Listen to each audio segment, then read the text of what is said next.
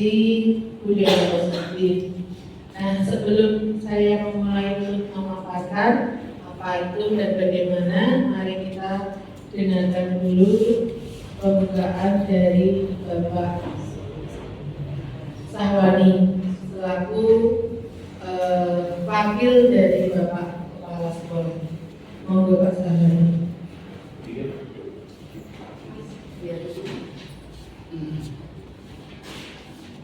Assalamualaikum warahmatullahi wabarakatuh.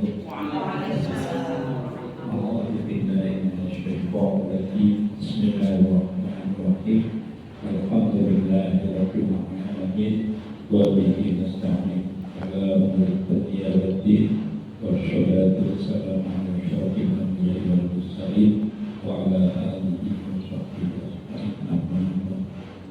Ya terhormati Ibu, Bapak, Ibu, lebih khusus Ibu Yuni selaku pimpinan dan ini juga sekaligus sebagai guru penggerak di SMA Bangkeng.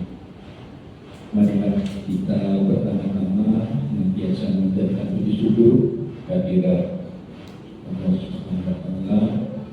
Siang hari ini kita bersama-sama khususnya dalam rangka acara diseminasi budaya positif, terutama bagi para calon guru penggerak dan juga guru penggerak SMA. Yang kedua, marilah kita tekan intinya untuk senantiasa menyampaikan sholawat dan salam semoga tetap terlimpah pada Rasulullah Muhammad Sallallahu Alaihi Wasallam. Semoga dapat mendapatkan syafaat beliau di yaumil akhir. Bapak Ibu yang kami hormati, kami mewakili Bapak Kepala Sekolah Bapak Subhan yang pada hari ini beliau adalah dalam rangka tugas. Oleh karena itu kami sebagai yang mewakili akan sampaikan sebagai sambutan di dalam acara, khususnya diseminasi. Ini artinya bisa diartikan penyebaran informasi, kemudian tentang hasil-hasil penelitian dan termasuk dalam aplikasi nyata yang sebagaimana merupakan program dari kurikulum ketika jadi oleh Bapak Menteri Republik Indonesia. Mudah-mudahan kegiatan ini akan bisa memberikan manfaat agar kita bisa sesuai dengan harapan itu, khususnya yang sudah dicanangkan pemerintah, yaitu kurikulum merdeka. Oleh karena itu, kami mewakili Bapak Kepala Sekolah hanya berharap dan semoga kegiatan ini akan bisa memberikan imbas dari ini pada teman-teman kita yang lain yang barangkali belum pemerintah sekarang ini selalu mengacu pada guru-guru yang meningkatkan kualitas dalam rangka untuk mencerdaskan kehidupan bangsa. Alhamdulillah, SMA Kuliah juga mengikuti apa yang sudah dicanangkan oleh Bapak. Itu saja sebagai kesempatan kami secara resmi acara diseminasi budaya positif bisa kita buka dengan bacaan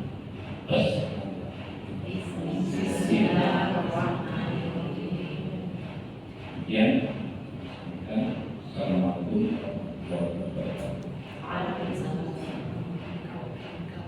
Terima kasih sambutan yang sudah diberikan oleh Bapak Sahwani selaku wakil dari Bapak Kepala Sekolah.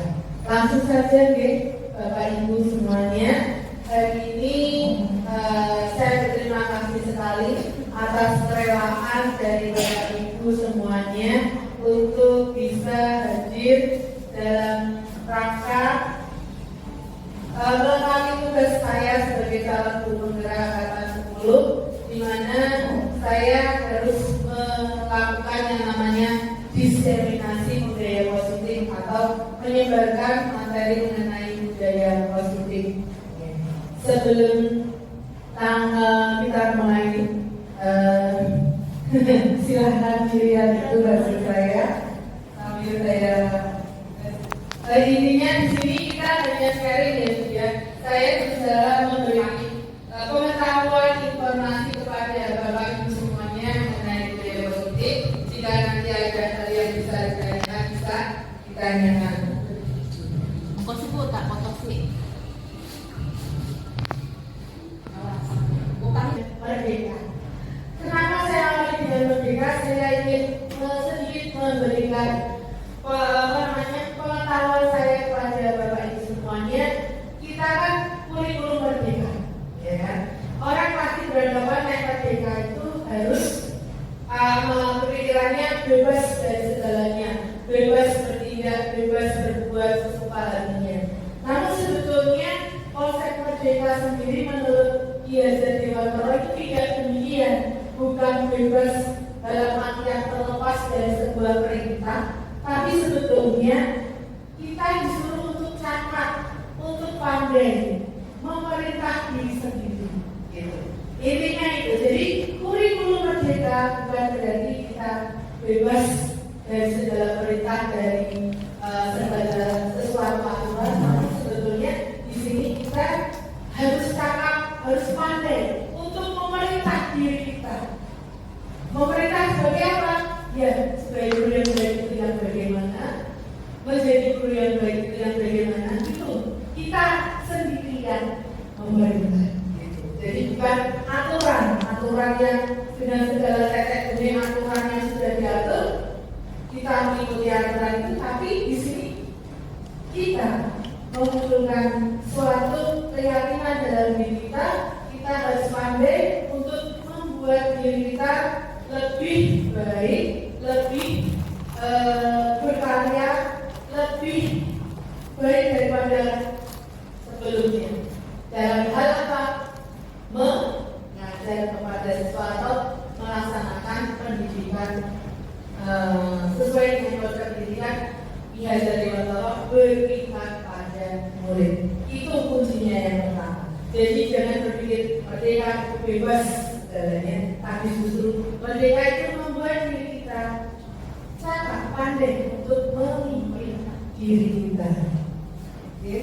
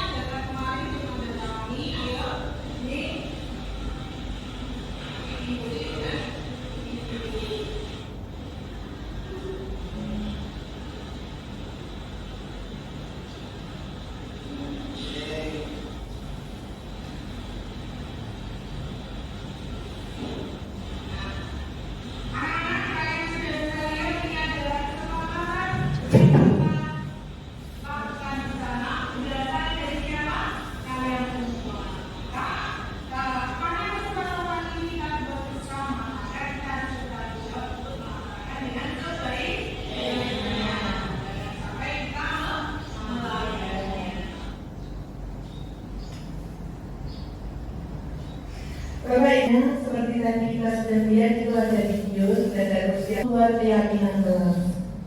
Pertanyaan saya, apakah Bapak Ibu sudah pernah membuat sebuah keyakinan kelas? Pernah sih? Oke. Tujuannya kita akan membuat keyakinan kelas. Supaya anak-anak itu kan kita tanya satu-satu apa yang diinginkan seperti apa gitu, supaya nanti ketika mereka mau melakukan kesalahan sesuatu, mereka kan kembalinya ke situ, bahwa ini tidak boleh nih, poin ini sudah kita bahas sejak awal, nggak boleh datang terlambat, tapi dengan bahasa yang dikemas secara baik, seperti itu. Menurut saya seperti itu. Terima kasih Bu Husnul. Ternyata Bu Husnul sudah pernah melakukan membuat keyakinan kelas. Saya yakin Bapak Ibu guru yang ada di sini sudah membuat keyakinan kelas, apalagi kalau menjadi wali kelas itu kita memang harus membuat keyakinan kelas. Dan juga sebagai guru mapel kita harus sudah membuat sebuah keyakinan juga dalam mapel kita supaya tadi sebuah komitmen gitu. Kenapa kita harus membuat keyakinan kelas? Itu tadi alasannya. Nah, apa kaitannya dengan apa yang saya kemukakan hari ini? Sebetulnya menurut saya keyakinan kelas itu adalah poin awal, poin utama, dasar utama, fondasi utama untuk mewujudkan yang namanya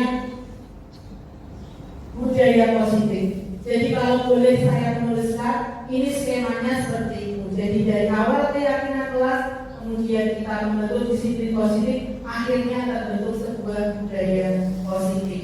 Kenapa bisa demikian? Tadi keyakinan kelas itu sebetulnya isinya apa saja? Keyakinan kelas itu sebetulnya berisi nilai-nilai luhur, nilai-nilai kebajikan atau prinsip-prinsip universal yang disepakati bersama secara universal untuk memotivasi secara intrinsik. Memotivasi itu mendorong secara intrinsik dari dalam siapa? Dari dalam diri siswa. Berisi apa? Nilai-nilai luhur, nilai-nilai yang memang sengaja ini kita ciptakan supaya anak memiliki budi pekerti luhur, budi pekerti yang baik. Apa itu misalnya? Bisa kejujuran, bisa saling tolong menolong, bisa tertib dalam hal yang lainnya. Yang pasti adalah berisi nilai-nilai yang memang ingin kita tekankan bisa kita dapatkan dan kita wujudkan dengan keyakinan kelas itu oleh anak-anak. Apa? Nilai-nilai luhur, nilai-nilai yang memang sengaja ingin kita ciptakan supaya anak memiliki budi pekerti luhur, budi pekerti yang baik. Apa itu misalnya? Bisa kejujuran, bisa saling tolong menolong, bisa tertib dalam hal yang lainnya. Yang pasti adalah berisi nilai-nilai yang memang ingin kita tekankan bisa kita dapatkan dan kita wujudkan dengan keyakinan kelas itu oleh anak-anak. Sementara kemudian disiplin positif itu apa? Disiplin positif itu adalah cara penerapan disiplin tanpa kekerasan dan ancaman yang dalam praktiknya melibatkan komunikasi tentang perilaku yang efektif antara guru dan murid antara guru dan murid. Jadi di sini kita mau membentuk sebuah disiplin, tapi bukan disiplin di mana anak merasa ketakutan, anak merasa tertekan dengan segala macam aturan dan ancaman. Tapi disiplin di sini adalah kita membuat anak mau melakukan sesuai dengan apa yang kita inginkan atau yang sudah sesuai dengan kesepakatan itu secara baik, dengan cara bagaimana mengkomunikasikan tentang disiplin positif. Itu nanti kaitannya dengan keyakinan kelas. Karena keyakinan kelas ini kan nilai-nilai kebajikan, ya, nilai-nilai luhur yang diciptakan agar memunculkan motivasi intrinsik dari dalam siswa, sehingga nanti kita bisa membentuk kita terapkan sebuah disiplin positif di mana kalau nanti anak melanggar, maka akan kita kembalikan pada keyakinan kelasnya. Karena intinya keyakinan kelas bukan aturan, bukan peraturan, bukan peraturan, beda.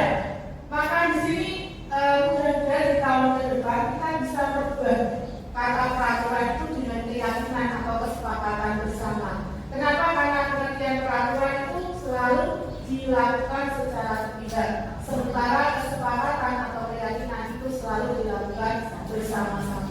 Jadi kalau yang sekolah-sekolah yang sudah melaksanakan kurikulum merdeka biasanya mengubah peraturan sekolah dengan nama kesepakatan bersama atau keyakinan sekolah. Kalau kelas sebutnya keyakinan sekolah, kalau ini keyakinan kalau kelas keyakinan kelas, kalau untuk sekup yang luas keyakinan sekolah. Yang berisi apa? Nilai-nilai kebajikan yang ingin kita lahirkan, kita wujudkan ada pada diri anak ketika lulus nanti. Nah, dengan menerapkan disiplin tanpa kekerasan, tanpa ancaman, dengan praktiknya melibatkan komunikasi tentang perilaku, maka nanti akan muncul yang namanya budaya positif. Positif itu apa? Nilai-nilai keyakinan dan kebiasaan di sekolah yang berpihak pada murid agar murid dapat berkembang menjadi pribadi kritis, penuh hormat dan bertanggung jawab. Jadi sebetulnya budaya positif dengan keyakinan kelas kan? Karena di sini kan ada nilai-nilai, ada keyakinan, kebiasaan. Jadi dengan adanya nilai-nilai luhur dalam keyakinan kelas yang sudah kita tuangkan itu, kemudian tentunya karena ini kesepakatan berarti kan berasal dari murid juga. Nah, kemudian kita disiplinkan mereka dengan cara yang tidak memberikan ancaman, tidak memberikan hukuman, sehingga nanti secara perlahan namun pasti anak akan bisa mengubah perilakunya yang awalnya melanggar menjadi sadar akan kesalahannya dari dalam dirinya, bukan karena sebuah ancaman atau hukuman. Intinya begitu. Membuat keyakinan kelas. Kenapa kita harus membuat keyakinan kelas? Karena keyakinan kelas itu harus kita buat dulu supaya kita bisa membuat sebuah disiplin positif, ya kan?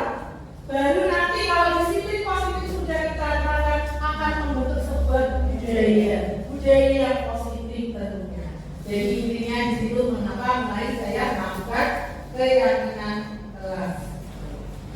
Insya Allah kita tahun depan bisa melaksanakan di setiap kelas kita dan setiap pembelajaran kita mulailah dengan membuat keyakinan kelas yang berisi nilai-nilai luhur yang kita wujudkan sehingga insya Allah kalau kita pas mengajar ke anak kita bisa memperlakukan anak dengan baik tanpa semoga ya semoga.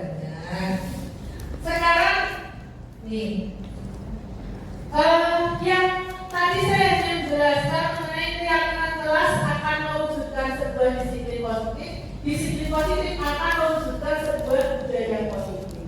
Nah, kita mulai dari keyakinan kelas itu. Kenapa masih harus keyakinan kelas terlebih dahulu? Tadi keyakinan kelas berisi nilai-nilai luhur, nilai-nilai kebajikan yang memang ingin kita wujudkan. Terus baru yang lainnya. Kalau dilihat tanda pangannya budaya positif ke arah nilai kebajikan, keyakinan juga mengarah kebajikan. Nah, kita memiliki yang namanya teori kontrol, teman-teman. Teori kontrol. Nah, di sini di dalam teori kontrol ini kita harus mengubah paradigma pola berpikir kita yang dulu sehingga membentuk pola pikir yang lama. Nah, siapakah sebenarnya yang bisa membuat kita mengontrol diri kita sendiri? Kita lakukan supaya mungkin bisa berpasang-pasangan. Coba Anda dengan teman pasangan Anda bermain dengan cara kepalkan salah satu, terus coba untuk dibuka. Salah satu kepalkan dulu. Ya, Bu Fani dan Bu Nadia silakan.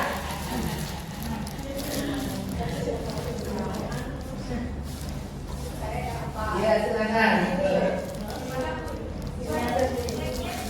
Sini dong biar tidak apa-apa di sini.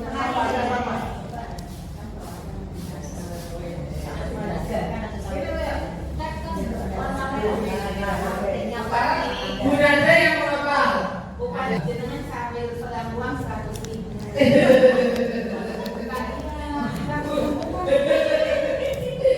Dan sekarang coba buka kepalan tangan dari Ibu Nada.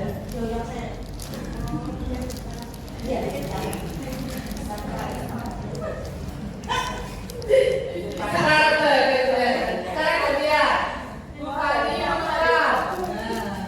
Coba sekarang Bu Nada mencoba buka.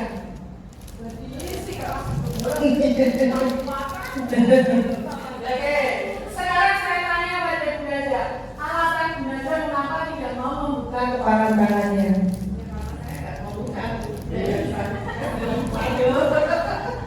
Kenapa bukan tidak mau membuka? Sama Bu, tapi tidak ada kepala. Hanya karena tidak mau kalah saja deh. Tidak ada hal lain kenapa tidak mau dibuka? Oh iya ya, betul ya. Tidak ada. Oh, iya bukunya kenapa bukunya? Karena tidak mesti, karena ini ada cincin saya tidak boleh diambil. Ada sesuatu di dalam genggamannya sehingga tidak mau dibuka. Bukan berapa seandainya Anda tidak mau membuka alasannya apa? Jaga amplopnya. Ini berkasih saya. Hanya karena tidak mau kalah saja deh. Tidak ada hal lain kenapa tidak mau dibuka? Oh iya ya, betul ya. Tidak ada. Oh, iya bukunya kenapa bukunya? Karena tidak mesti, karena ini ada cincin saya tidak boleh diambil. Ada sesuatu di dalam genggamannya sehingga tidak mau dibuka. Bukan berapa seandainya Anda tidak mau membuka alasannya apa? Jaga amplopnya.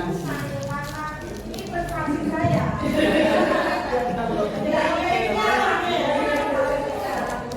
Oke. Kita lihat sini ya. Anda dari mana Anda akan melakukan kegiatan sebelah buka? Anda adalah berdasarkan kepala tangan Anda sebagai mereka kepada lima sesuatu yang telah berada dalam kepala tangan Anda. Anda perlu menjaga benda tersebut sekuat tenaga Anda karena pentingnya untuk kehidupan Anda. B. Rekan Anda mencoba untuk segera cara membuka kepala tangan Anda. Teman B mencoba membujuk, berhati, mengintimidasi, memarahi, menggoda, menggelitik, bahkan menawari Anda uang agar Anda tidak membuka kepala tangan. Beberapa waktu lama itu ternyata tadi Pak tidak mau membuka. Punyanya juga tidak mau membuka. Alasannya dia tidak mau membuka, tapi usia bilang ada sesuatu. Ini saya saya tidak mau ini saya dia. Gubernur ada privasi, ada rahasia di dalam kepala tangan itu tidak mau membuka. Jadi ini kan benar. Siapa yang bisa membuka kepala tangan Anda?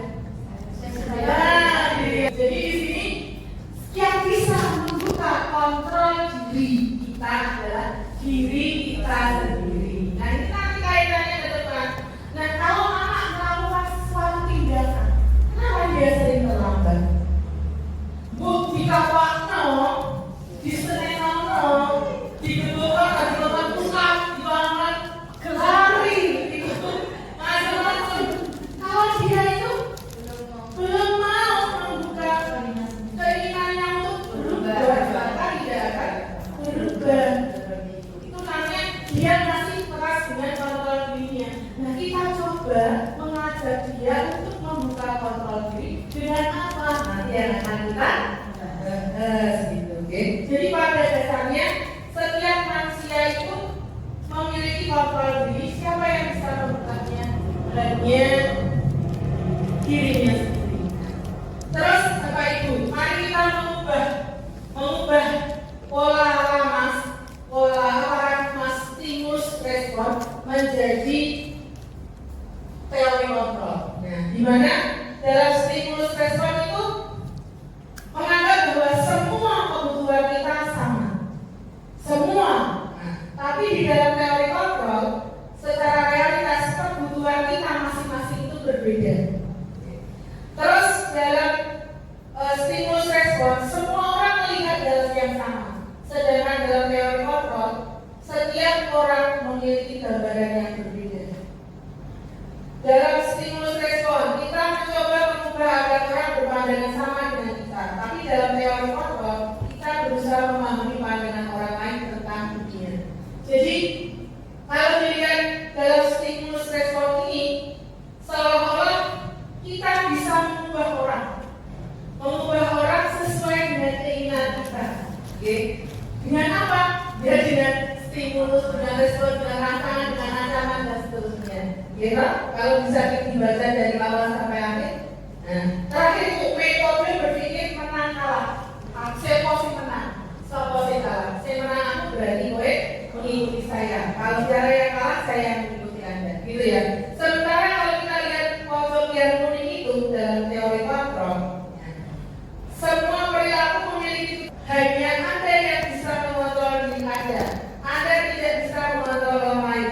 Kolaborasi dan konsensus menciptakan pilihan baru. Model berpikirnya menang-menang. Jadi di sini kita mencoba mengubah orang lain dengan prinsip kamu menang, saya menang. Jadi tidak ada yang tersakiti. Gitu, gitu.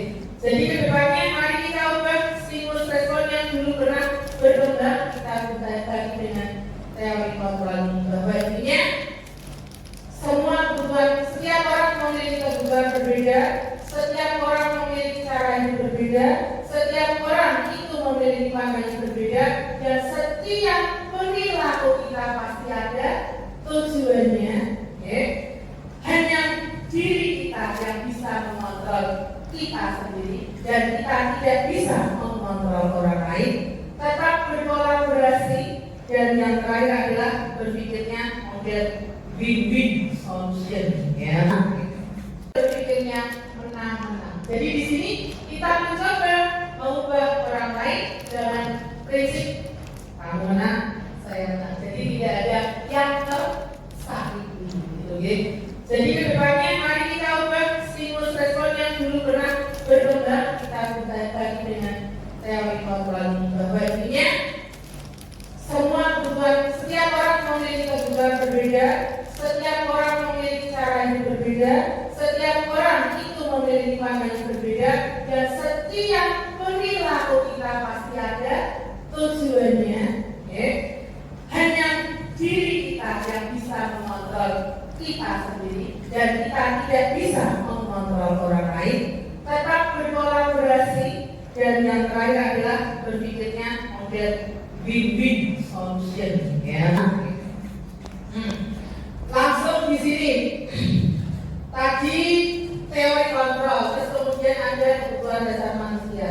Nah, sebelum kita menuju kebutuhan manusia itu intinya gini, seseorang itu bertindak sesuai dengan tujuannya. Tadi ya, pasti setiap orang itu bertindak berperilaku ada tujuannya. Anak kita, kenapa dia terlambat? Pasti ada tujuannya. Ya kan? Tadi ada tujuannya di mana tujuan itu bisa kita lihat dari alasannya. Nah, tujuannya itu setiap anak itu melakukan sesuatu ada tujuannya dipengaruhi oleh kebutuhan yang dimilikinya. Ada 5 kebutuhan dasar manusia. Yang pertama adalah untuk bertahan hidup, yang kedua untuk kasih sayang, ketiga kebebasan, 4 kesenangan, 5 penguasaan. Ketika anak kita ngoceh terus nih kelas, kita sudah menerapkan, dia malah asik bermain sendiri. Nah, itu masalah bukan? Kenapa dia seperti itu? Dia ingin memenuhi kebutuhan apa? Dia ingin senang, dia ingin bebas. Itu gitu. Nah, itu tujuannya untuk senang, untuk bebas. Nah, mungkin di rumah dia tidak mendapatkan kesenangan, tidak mendapatkan kebebasan. Barangkali mungkin bisa seperti itu. Karena kenapa saya mengatakan seperti itu? Setiap orang berperilaku ada tujuan. Nah, kalau tujuannya itu tidak terpenuhi, maka dia akan melakukan pelanggaran. Pelanggaran itu kenapa?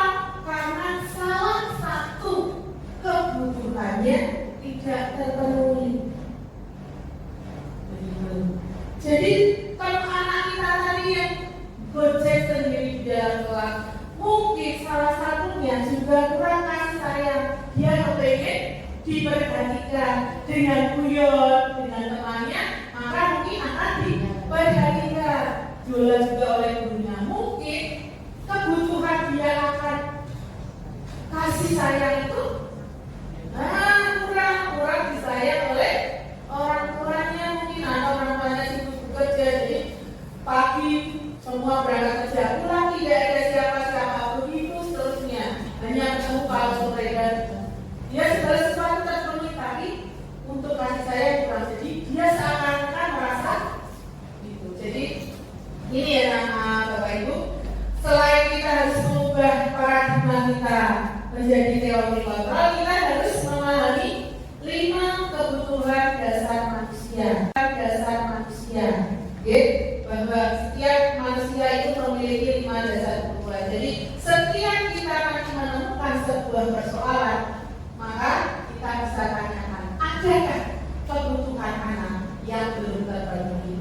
Itu kita harus sampai ke situ untuk berusaha bisa memecahkan permasalahannya dengan bijak. Sampai sepertinya ya, sampai seperti itu. Nah, selain kebutuhan dasar itu tadi, ada motivasi yang muncul dalam perilaku manusia. Yang pertama itu 1, untuk menghindari ketidaknyamanan. Yang kedua, untuk mendapatkan penghargaan.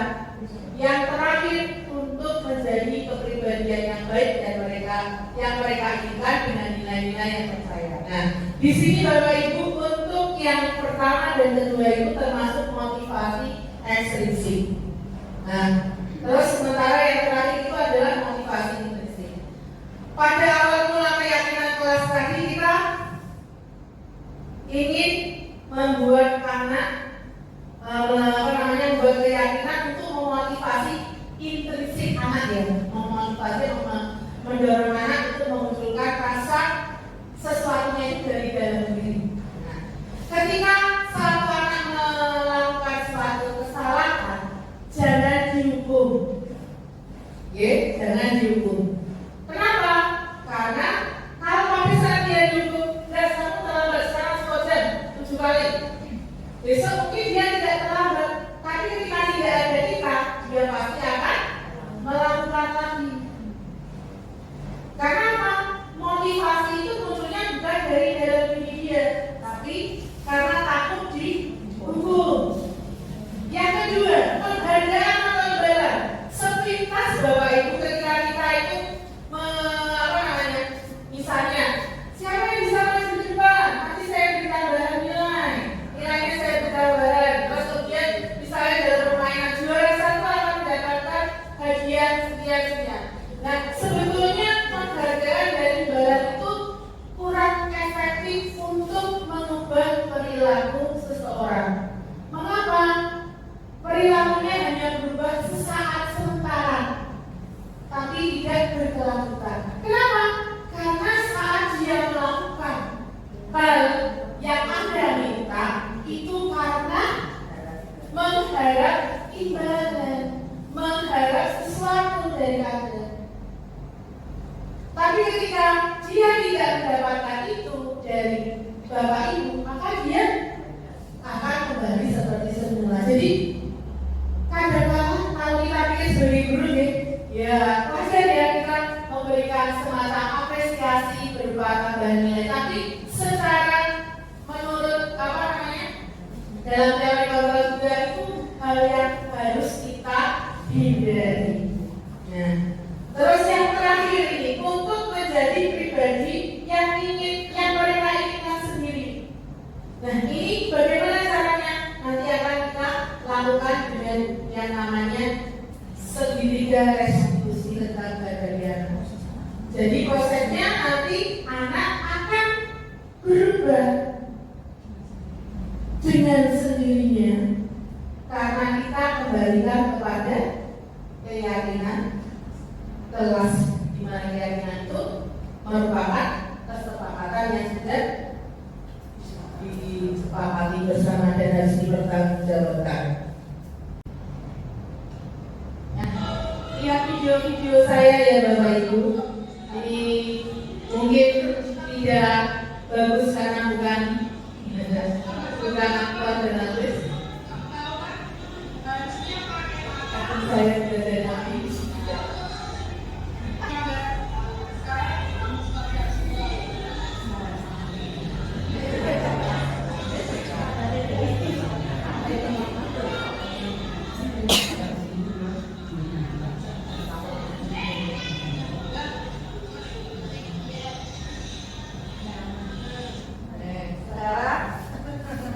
Video yang pertama, video yang kedua.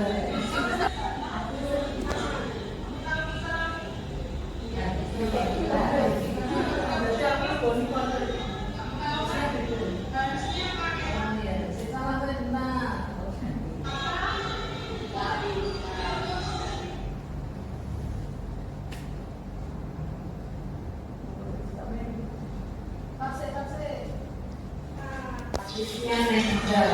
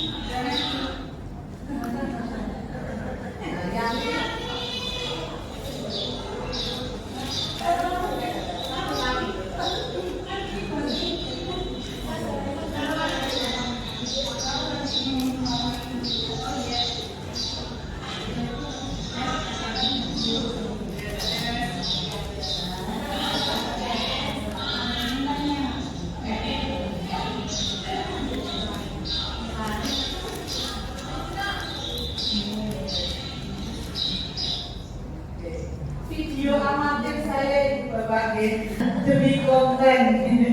Aku saya tadi konten YouTuber. Intinya untuk yang video pertama itu kira-kira apa Bapak Ibu? Hukuman, betul hukuman. Jadi di sini kita lihat seorang pelanggar langsung kita hukum. Yang kedua kira-kira masuk yang mana Dia menempel-nempel, kemudian disuruh membuat sampah. Kira-kira itu hukuman, konsekuensi atau pembelajaran?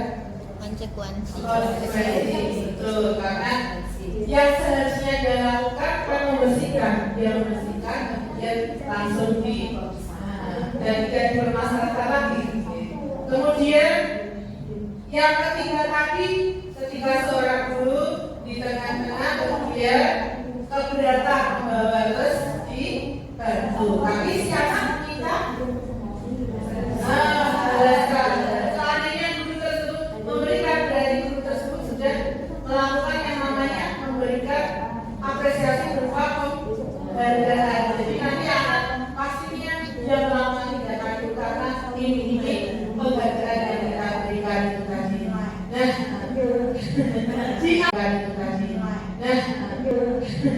Di antara hukuman kemudian konsekuensi di sini tidak ada penghargaan karena sebetulnya penghargaan itu masih dianggap bagus, tapi termasuk identitas sukses, tapi sifatnya sementara, jadi perlu kita tinggalkan sedikit demi sedikit. Kita lihat yang hukuman.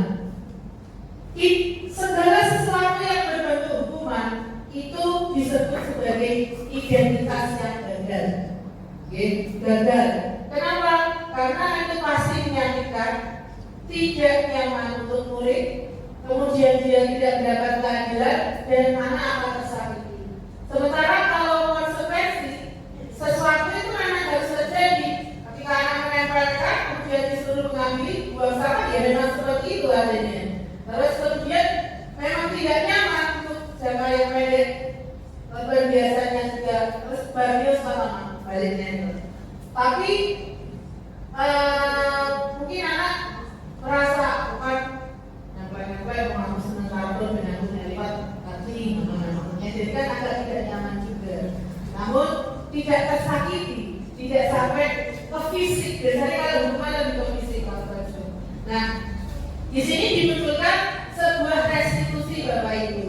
Jadi intinya di situ ada kolom error, garis identitas sukses, ada identitas gagal. Kalau kita lihat semua bentuk hubungan itu pasti masuk identitas gagal yang harus kita hilangkan. Sementara konsekuensi dan kegagalan itu masih masuk dalam identitas sukses. Namun setidak-tidaknya lebih baik kita menghindari itu karena sifatnya masih tidak mendapat kenyamanan tadi.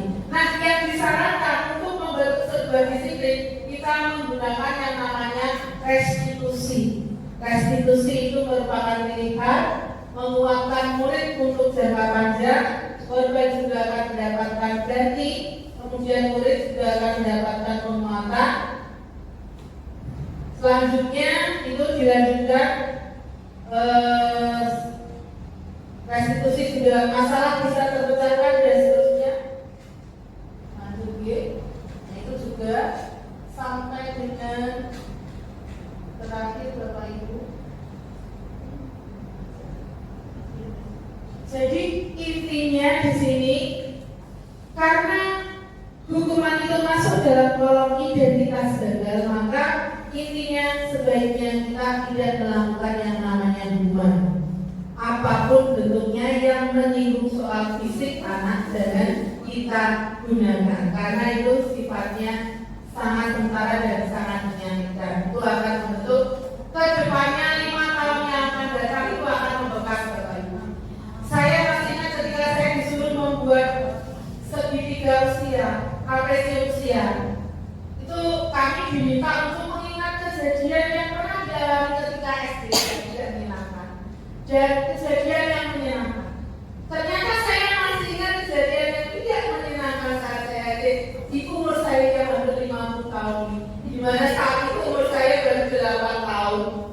Kemudian saya juga mengingat kejadian saya yang menyenangkan yang pada itu masih umur 11 tahun di usia 49 tahun. Jadi kita sebagai guru memberikan dukungan kepada siswa yang sifatnya itu negatif dan menyakiti anak, itu akan dampaknya sampai kapanpun itu akan menimbulkan trauma psikis dan sangat di hati. Jadi sebaiknya dan itu juga kejadian menyenangkan masih akan dikenang. Maka sebaiknya kita menciptakan hal-hal yang menyenangkan untuk siswa kita sehingga mereka menjadi kenangan yang menyenangkan buat kita. Diusahakan atau diusahakan masih akan dikenang. Maka sebaiknya kita menciptakan hal-hal yang menyenangkan untuk siswa kita sehingga mereka menjadi kenangan yang menyenangkan buat kita. Diusahakan atau diusahakan dari situ memang. Nanti kalau mau bertanya monggo.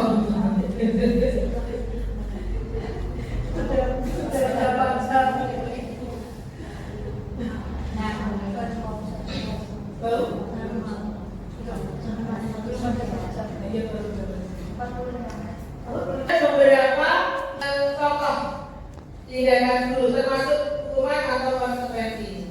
Mencatat 100 kali di dalam kalimat saya tidak akan terlambat lagi. Itu saya lakukan ya, betul. 1000 kalimat. Lari menelilingi lapangan basket 2 kali dalam terlambat dari sekolah. Hukuman, ya. Membersihkan coretan yang dibuat di meja tulis. Konsekuensi. Memang itu harus dibersihkan konsekuensinya. Kemudian anak diminta push-up 15 kali karena tidak sebelumnya. Mengganti kertas tugas teman yang telah dicoret-coret. Konsekuensi. Kemudian berjemur di lapangan basket pukul 12 siang. Nah ini kasihan sekali ya, itu nanti akan menimbulkan trauma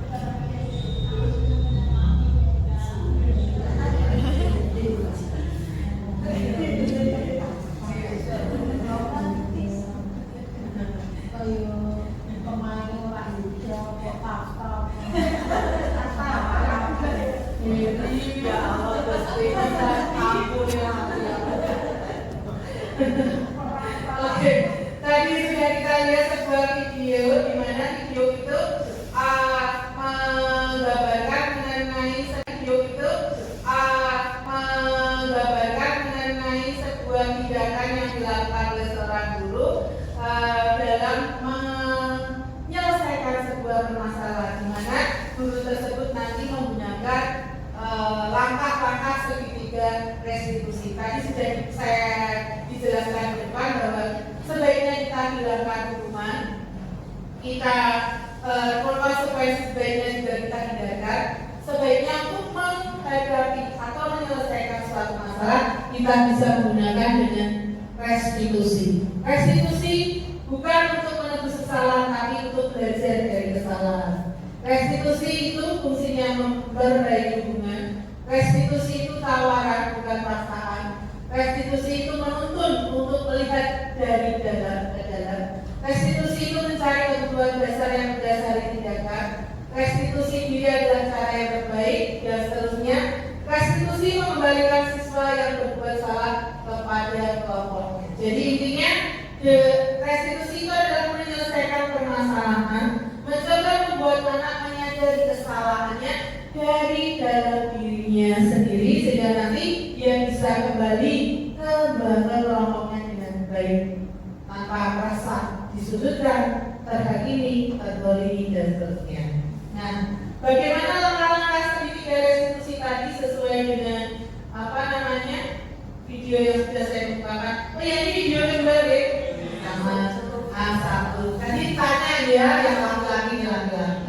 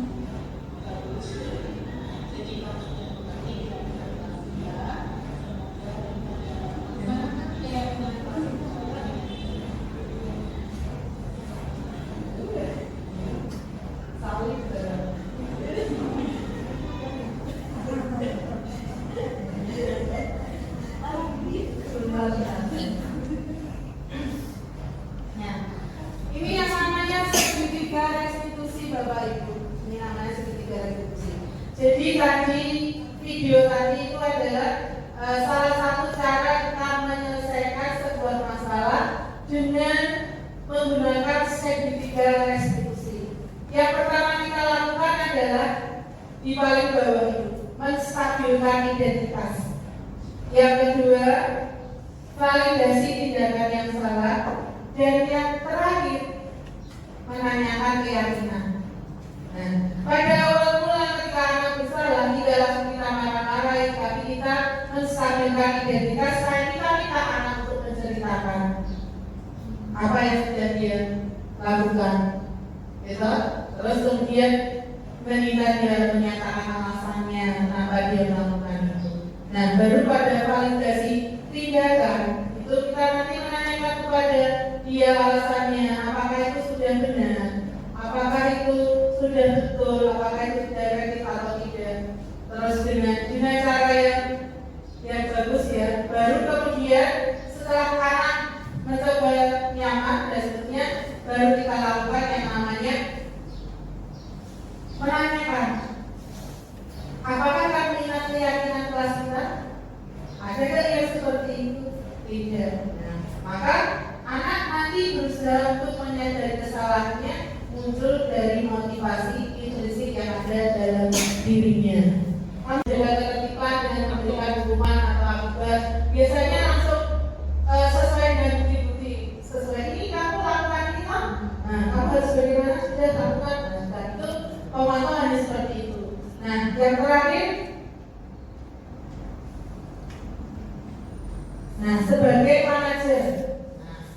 Nah, kalau yang ini guru berfungsi sebagai manajer ketika melakukan menyelesaikan suatu permasalahan, dia tidak langsung memberikan tindakan, tapi mengajak anak bertemu, kemudian mendiskusikan permasalahannya dengan menggunakan segitiga restitusi tadi, mencoba mengajaknya mencoba mengerti alasannya, mencoba berada pada posisi si anak itu, terus membimbing dia untuk mempertanggungjawabkan kesalahannya dan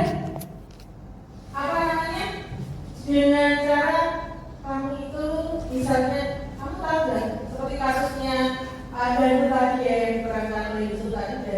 Daru itu sebetulnya anak kita, tapi kenapa dia tidak mengerjakan tugas matematika karena memang harus apa? Harus menjaga ibunya di rumah sakit, dia lupa. Dan dia tidurnya takut kalau kena hukuman, makanya dia diam saja, tidak berani, malah justru tidak masuk pada jam itu. Nah, kalau kita masuk berfungsi sebagai manajer, kita mencoba mengetahui kenapa kamu tidak berani bilang sama gurunya, takut kenapa? Kan kita bisa mencari tahu. Nah, seharusnya kamu tidak takut, kamu harus begini dan seterusnya. Itu kita mesti sebagai manajer. Nah, dari kelima kontrol guru tadi, Bapak Ibu, dari kelima kontrol guru tadi, yang sebaiknya kita lakukan adalah fungsi sebagai manajer. Dalam menghadapi anak itu menggunakan fungsi manajer. Boleh menggunakan posisi pemantau, boleh menggunakan posisi teman, tapi tidak boleh menggunakan posisi penghukum dan merasa bersalah.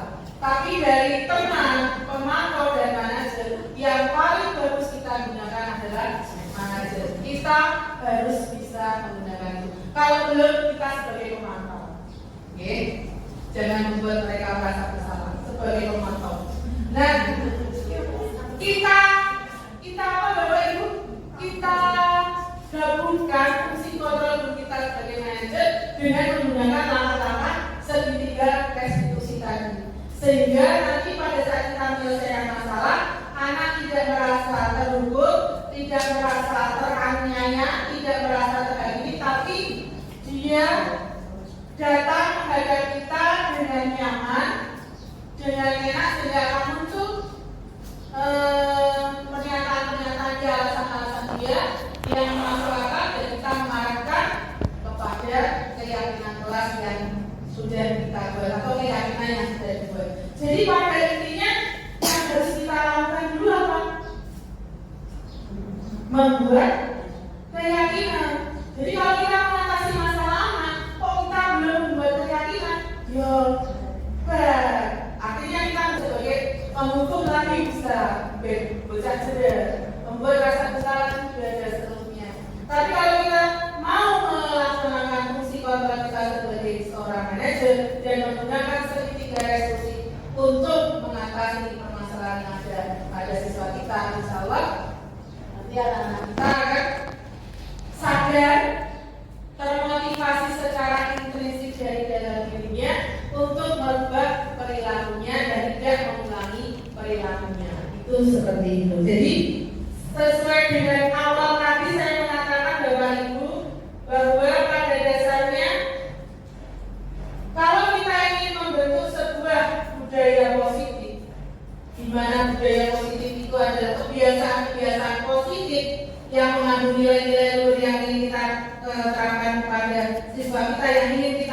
mewujudkan, maka kita harus membuat anak berdisiplin positif dulu. Berdisiplin positif di sini ini kita arahkan mereka, kita suruh mereka untuk melakukan sesuatu sesuai dengan keyakinan yang telah dibuat bersama-sama.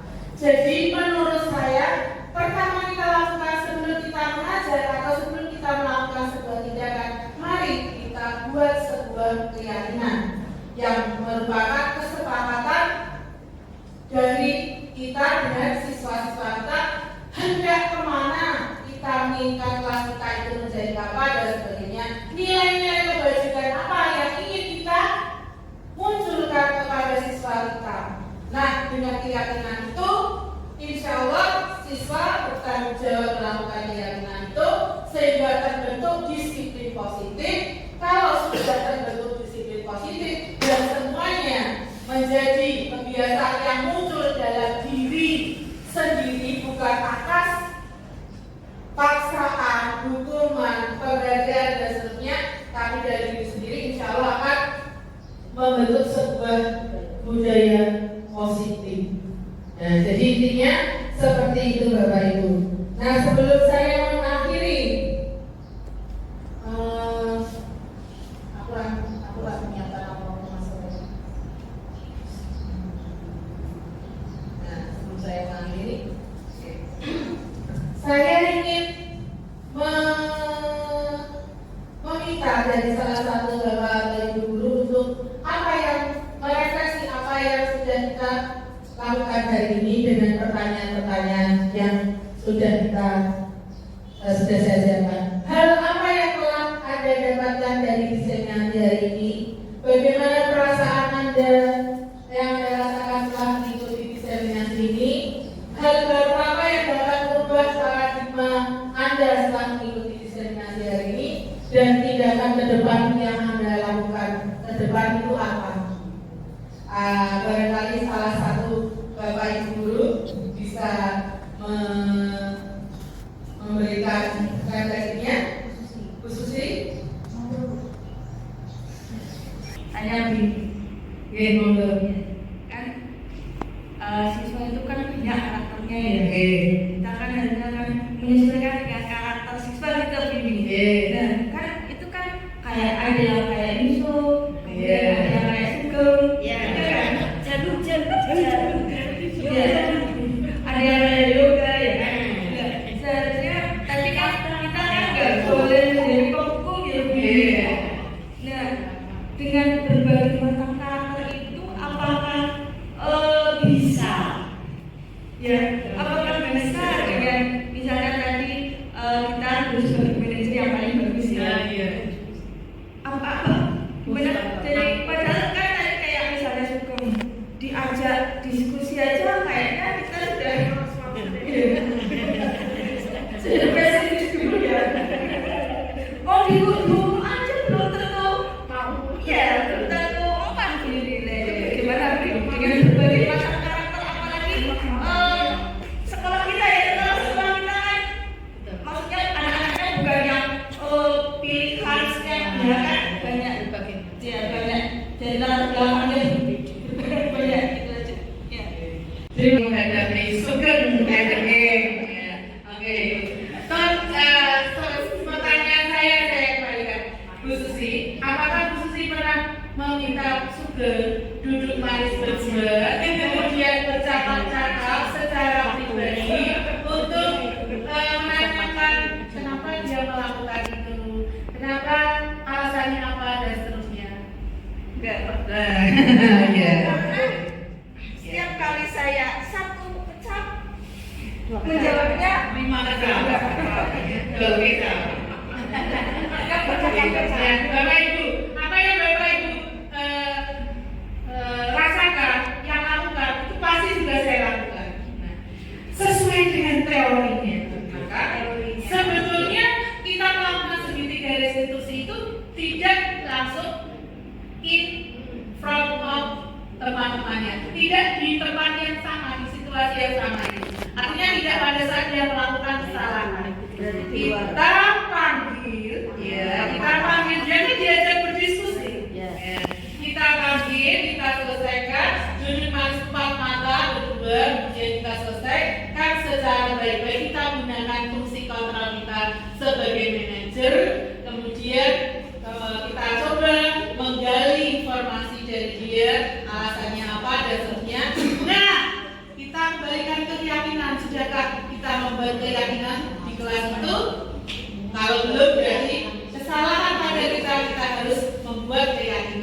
barulah kita menerapkannya. Gitu ya. Tapi kalau seandainya kita sudah membuat keyakinan, kita sudah melakukan ibadah sesuai dengan restitusi itu, ya betul. Ya.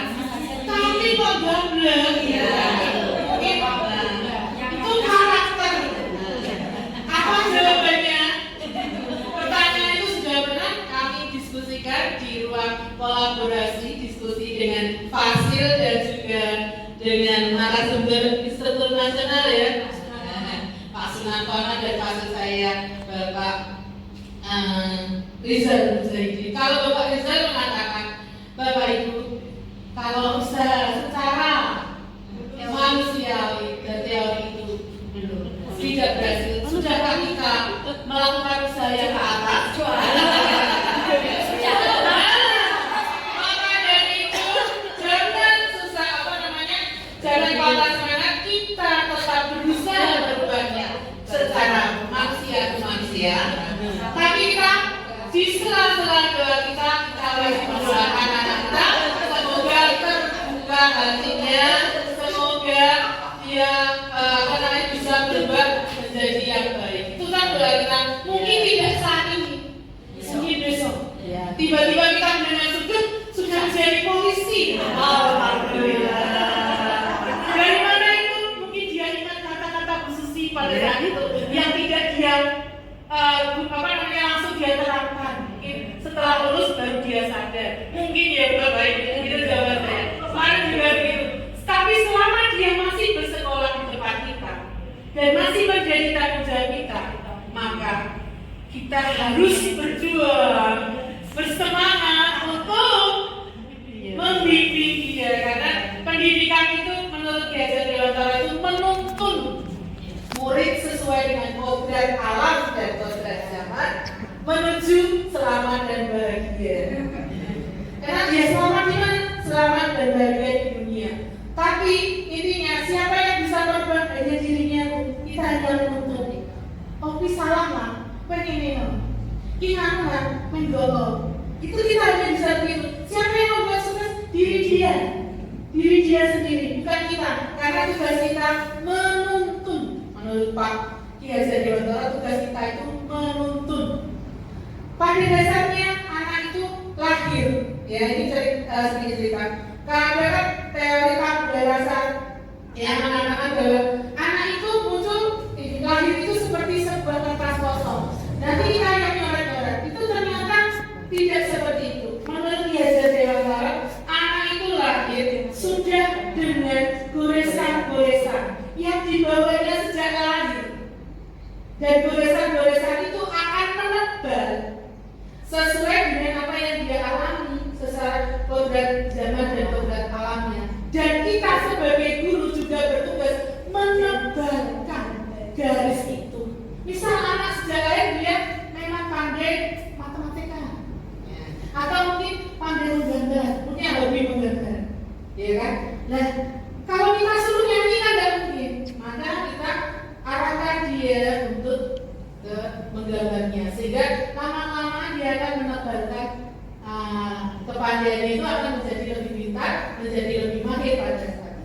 Jadi teori mengenai kertas itu kosong kita yang membentuknya itu tidak benar. Yang benar adalah anak lahir secara sudah membawa keunikan masing-masing, bakat dan potensi masing-masing. Kita guru menebalkan dengan cara menuntunnya ke arah yang benar menuju bahagia. Itu seperti itu memang. Kami pikir bener, mbok dipaksa kaya apa? Wong ora gelem, berarti cara liya dia bisanya gimana? Ya itu yang kita lihat. Ingat ya. Tapi pengertian merdeka pernah jadinya merdeka itu bukan bebas segalanya, tapi merdeka itu justru bagaimana kita cakap di dalam memerintah diri sendiri. Seperti kita disuruh membuat modul. Itu sebetulnya bukan perintah, bukan, tapi itu ada bagaimana kita memerintah diri kita untuk membuat modul. Ini kan tugas mengambilkan tulang dan kami membuat modul. Ya cara mengukurnya harus muncul dari dalam diri kita, ya kan? Ya, setelah waktu yang sangat luang ya. Ya Allah.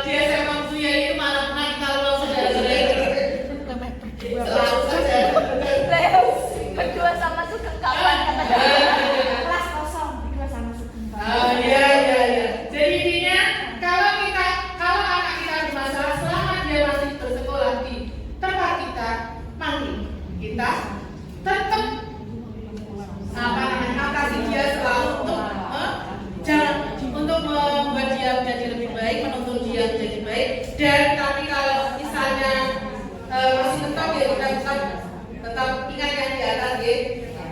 Nah, terus kita kan bendera refleksi ini sesuai dengan refleksi kita hari ini. Husnul, Apa yang telah Anda dapatkan dari diseminasi hari ini? Tentu saja ilmu baru Bu Yuni, ya, yang tadinya saya pribadi mengikuti acara diseminasi mungkin secara teori pernah membaca dapat, tapi setelah dijelaskan sama Bu Yuni, oh ternyata seperti itu. Hal apa berarti ilmu baru ya. Terus kemudian bagaimana perasaan Anda rasakan setelah mengikuti diseminasi hari ini? Tentunya sangat senang karena mendapatkan ilmu baru, kemudian berusaha untuk mencoba menerapkan itu. Seperti tadi yang disampaikan oleh Bu Susi, ini merupakan satu tantangan sekali bahwa input peserta didik kita atau siswa kita itu ragamnya, variannya banyak. Rasakan setelah mengikuti diseminasi hari ini, tentunya sangat senang karena mendapatkan ilmu baru, kemudian berusaha untuk mencoba menerapkan itu. Seperti tadi yang disampaikan oleh Bu Susi, ini merupakan satu tantangan sekali bahwa input peserta didik kita atau siswa kita itu ragamnya, variannya banyak sekali. Seperti yang sudah dicontohkan tadi beberapa siswa nih, ada yang siswa dalam arti anaknya memang kategorinya anak manut, kemudian kita juga punya anak yang seperti saya, kalau saya mencontohkan anak saya sendiri nih, itu dikasih beberapa metode itu ternyata yang dicontohkan Bu Yuni itu dari plan A sampai dengan plan Z itu kok saya melakukan semuanya. Berarti terus akhirnya saya ukur sendiri, waduh berarti selama ini saya masih belum betul ya. Saya tidak mengatakan saya salah karena saya belum dapat teori ini. Setelah mengikuti diseminasi ini minimal rakyat sedikit paham tentang teorinya gitu. Terus kemudian hal baru apa yang dapat merubah paradigma Anda setelah mengikuti diseminasi ini? Mencoba merubah pemikiran yang tadinya mencoba barangkali bisa diterapkan, yang selama ini tuh memang ya kita tuh kalau mau membuat anak aktif itu harus iming-imingnya reward dulu. Kalau saya biasanya lebih ke bintang. Yuk siapa yang mau maju dapat bintang. Padahal itu sebetulnya salah nggih Bu Yuni nggih. Terus kemudian kalau mau menghukum anak itu biasanya kalau saya tuh pasti tangan saya acungkan dulu Bu Yuni. Telunjuk saya acungkan dulu. Berani mau tuh selalu seperti itu. Ternyata masih salah nggih, kurang tepat, caranya kurang tepat. Terus tindakan apa? Jelas ingin mencoba menerapkan dari teori yang apa sudah disampaikan Bu Yuni tadi. Itu ingin beberapa. Kalau tadi mengatakan ada 5 nggih, 5 diantaranya kalau jelas yang paling salah itu kan hukuman nggih. Yang paling diinginkan itu manajer ya, yang manajer kita ya posisi kontrol sama manajer. Mencoba untuk memadukan cara itu, coba bagaimana? Karena yang sudah saya laksanakan di kelas saya itu kan saya pernah membuat keyakinan kelas itu di awal tahun itu, dari beberapa tulisan itu kok ternyata mohon maaf Bu Yuni, mungkin saya sebagai wali kelas saya gagal Bu Yuni. Jadi sudah komitmen, kita sudah kesepakatan bersama bahwa tidak boleh bersolek, bukan tidak boleh kalimatnya berdandan sewajarnya siswa seperti itu, bukan tidak boleh bukan. Tapi ternyata terus terang ini kegagalan saya pribadi Bu Yuni sebagai wali kelas. Mungkin itu Bu Yuni dari saya. Terima kasih atas waktu dan kesempatannya. Assalamualaikum warahmatullahi wabarakatuh.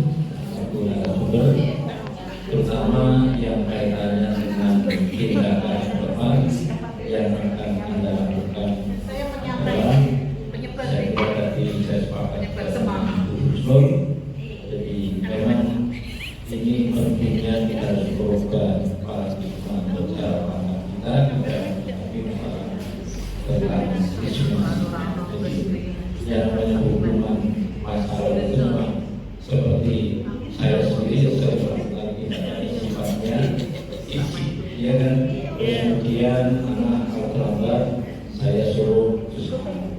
Tapi sebenarnya saya itu harus begini. Kalau saya mengerjakan pelajaran anak, terus kemudian kesepakatan anak itu mau menerima sanksi dengan usaha, mestinya boleh atau tidak begini nanti mau jelasan begini. Jadi misalkan kamu usaha, kamu berbeda, setuju Pak, itu kesepakatan begini, diperbolehkan atau tidak begini. Jelas kami sepakat ujian itu penting untuk merubah cara pandang kita di dalam hidup. Kesepakatan dan yang sifatnya tidak menggunakan kekerasan. Terima kasih. Ini dari kami. Semoga bermanfaat. Misalnya kita melakukan anak ketika melakukan satu tindakan yang salah kemudian kita lakukan, kamu saya suruh rusak, kamu setuju tidak? Itu boleh tidak? Saya kalau sesuai dengan maunya, sudahkah kita memasukkan unsur itu ke dalam keyakinan kelas? Artinya di situ ada keyakinan kelas menuliskan guru bisa memberikan hukuman secara langsung sesuai dengan kesepakatan yang terjadi pada saat itu. Kalau ada masalah, tapi secara tidak langsung itu kan sebuah tindakan yang bersifat fisik ya Pak ya. Karena tindakan yang bersifat fisik itu kita anggap sebagai hukuman. Jadi sebaiknya tidak kita lakukan. Jadi Bapak Ibu semuanya, sebagai guru saya bukan guru yang sempurna juga.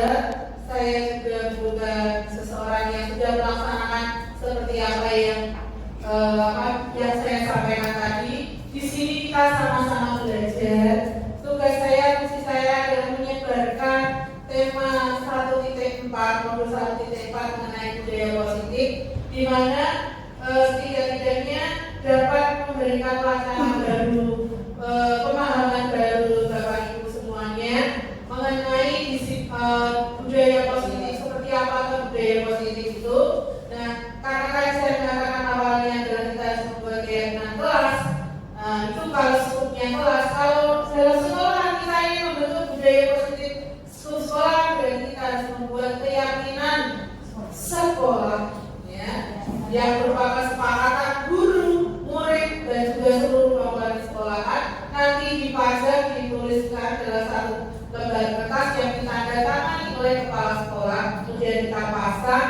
Nah, itu ketika kita nanti akan melakukan kegiatan disiplin positif sesuai dengan nilai-nilai kebajikan yang sudah tertuang dalam keyakinan sekolah itu tadi, sehingga kita bisa membentuk sebuah budaya positif. Dan walaupun kita sudah membentuk suatu keyakinan, tapi pasti akan ada anak yang melakukan pelanggaran.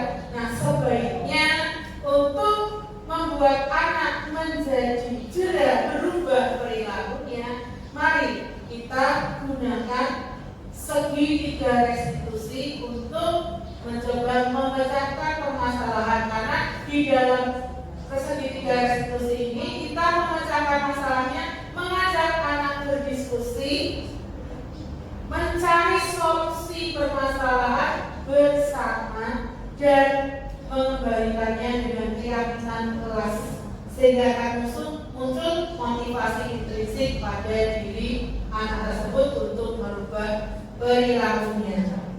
Jadi intinya, setelah kita melihat, setelah menyebarkan materi ini, mari kita belajar untuk mewujudkan disiplin positif, membentuk sebuah budaya positif di sekolah kita. Bagaimana Bapak Ibu? Apakah kita siap?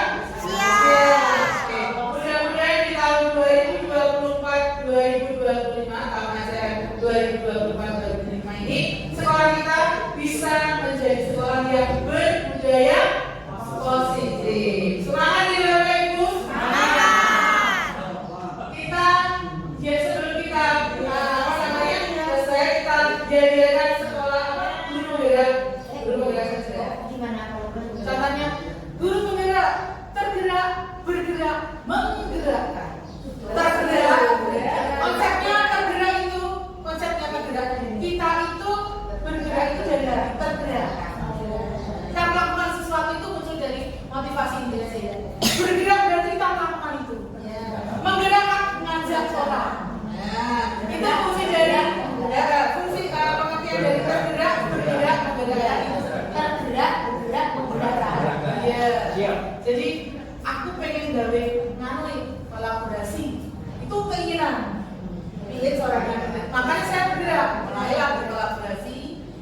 menggawe belajar berkolaborasi. Nah, bagi bergerak ngajar, bacanya yuk namanya. Oke, salam guru gerak, tergerak, bergerak, menggerakkan. SMA Berduyang, jaya, jaya, jaya. Sangat bersyukur teman-teman. Terima kasih Bapak Ibu, kiranya sudah cukup ya.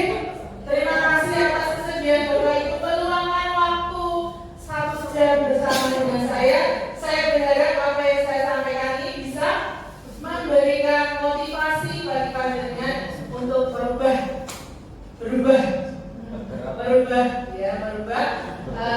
pola pikir lama kita menjadi pola pikir baru demi kemajuan sekolah kita. Terima kasih. Apabila ada yang salah dan kurangnya, saya mohon maaf yang sebesar-besarnya. Saya akhiri dengan alhamdulillah dan salam. Assalamualaikum warahmatullahi wabarakatuh.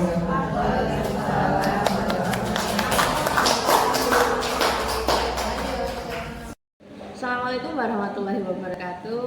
Perkenalkan, nama saya Fani Primardiana. Saya adalah guru di SMA Berduyang Meranggen, rekan dari Ibu Yuni Widya Stuti SPD.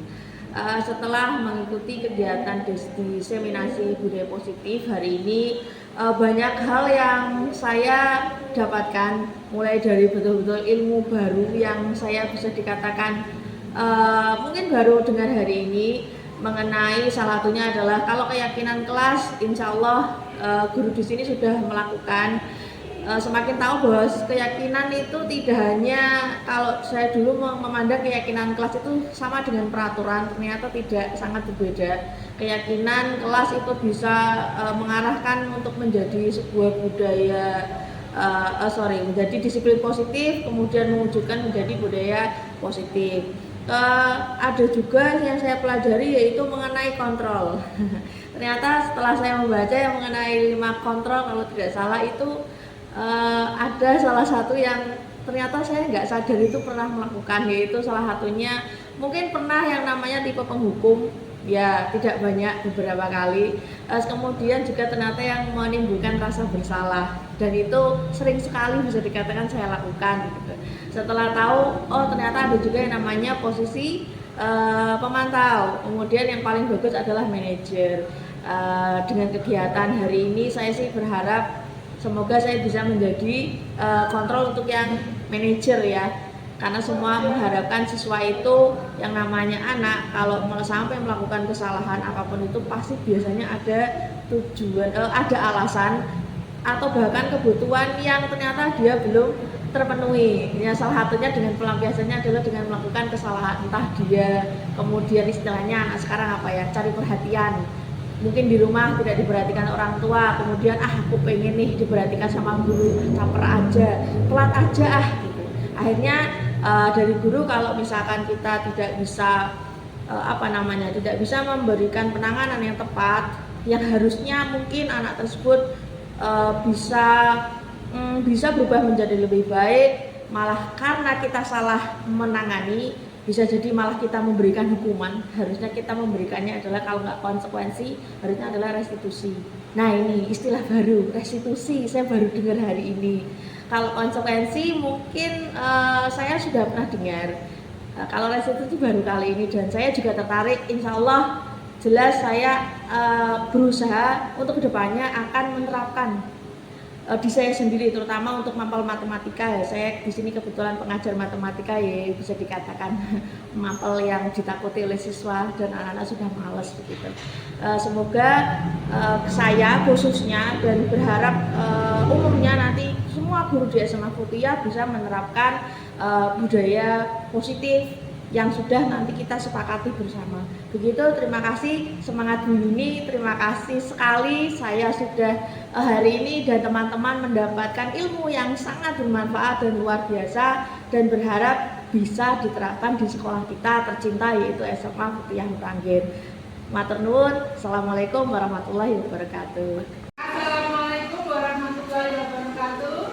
Waalaikumsalam warahmatullahi wabarakatuh. Oke, baik. Bagaimana kabarnya hari ini? Baik. Oke, bagus. Masih semangat untuk sekolah ya, masih semangat untuk belajar.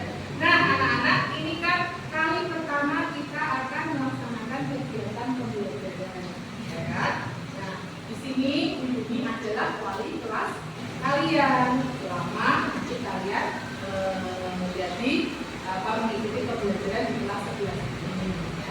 Sebelum kita nanti belajar melakukan sesuatu kegiatan aktivitas sehari-hari, maka kita perlu membuat sebuah peraturan.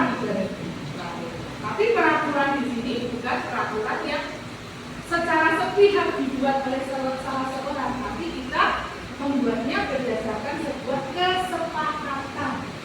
Ya, kesepakatan yang kita buat bersama-sama berdasarkan keyakinan yang kita miliki masing-masing. Paham ya? Ya. Untuk apa tuh kita membuat kesepakatan itu? Setidaknya itu bisa membentuk kamu berdisiplin di dalam mengikuti pembelajaran, ya kan? Membentuk kamu untuk bertanggung jawab mengikuti aturan itu sesuai dengan apa yang kamu inginkan. Ingat ya, kesepakatan yang kita buat ini bukan sepihak, tapi berdasarkan keputusan bersama. Paham? Oke. Jadi intinya keyakinan yang kita buat ini adalah untuk membentuk diri kita, bertanggung jawab terhadap diri kita, terhadap apa yang sudah kita yakini bersama-sama. Apa yang kalian inginkan? Suasana bagaimana yang kalian inginkan di dalam kelas?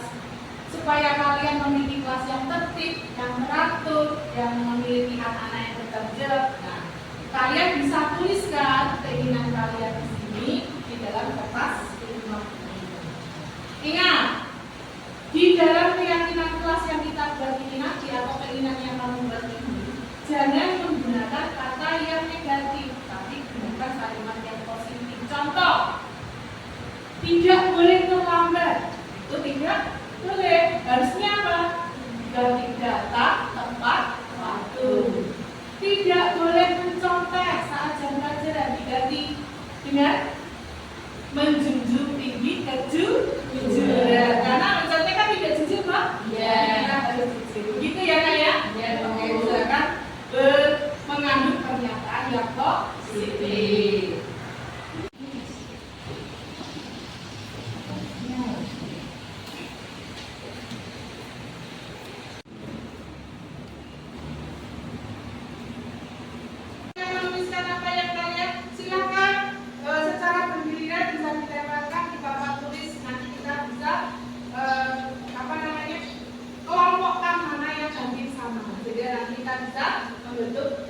Beberapa keyakinan tidak semuanya tercakup, tapi yang sama kita jadikan satu ya. Silakan mulai dari diri dulu.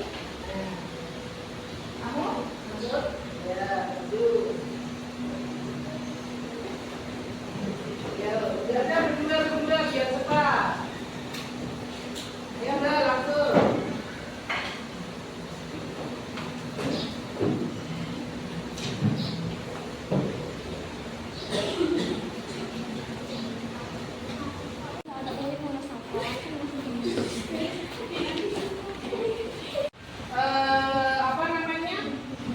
Keinginan kamu di sini ada menghormati guru saat belajar, menjaga kebersihan, berangkat tepat waktu, menjadi orang yang bertanggung jawab, melaksanakan piket dan seterusnya. Hormati guru saat mengajar. Kira-kira, yang pertama dulu ya dia berangkat tepat waktu. Keinginan kalian yang ingin kalian ciptakan di kelas 11 ini, kita mendapatkan rumusan ada 8 keyakinan yang harus kita. Nah, sekarang mari kita bersama-sama, nanti diminta tolong ketua kelasnya atau sekretaris ketua kelasnya untuk menuliskan kesepakatan kelas yang kita sudah buat ini di dalam kertas yang menarik ini yang kita buat, di mana nanti kita bisa dapatkan di kelas kita.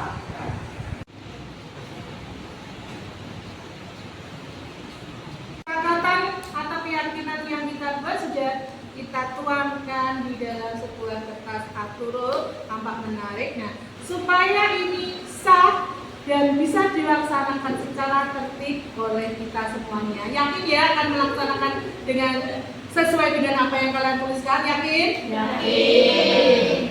Ingat ya, jika kalian melanggar, kalian kita kembali kepada keyakinan kelas ini. Nah, supaya ini sah, mari kita tanda tangani. Ketua kelasnya datang kemari untuk tanda tangani. Ayo, ini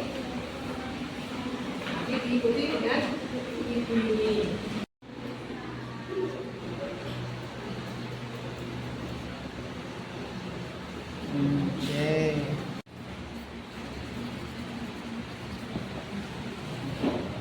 Nah, anak-anak, kalian sudah bisa lihat ini adalah kesepakatan yang kita lakukan bersama, berasal dari siapa? Kalian semua. Maka karena kesepakatan ini kita buat bersama, maka kita harus bertanggung jawab untuk melaksanakan dengan sebaik-baiknya.